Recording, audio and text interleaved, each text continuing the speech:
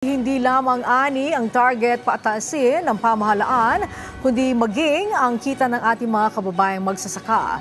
Sa katunayan, patuloy ang pamamahagi ng mga titulo ng lupa ng gobyerno para ang lupang sinasaka ng ating mga kababayan tiyak na pagmamay-ari na nila.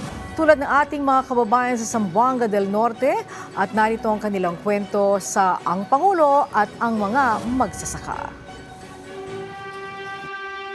Sa loob ng mahigit 30 taon, para kay Aling Noning, ang kanilang sakahan ay parte na ng kanyang buhay.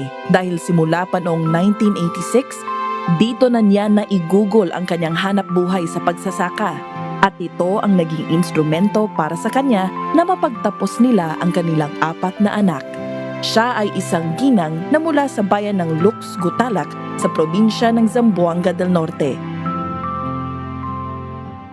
Dako kay gikatabang namo ning Agrarian Reform Program, panghatagan mi og mga seedlings. Dako kay to gikatabang namo kay kani kadtong mga gamay kaayong mga butang nakapahuman gud may sa among mga anak kay amo manggitikan ning maong luna. Di naman po na tanom og lubi.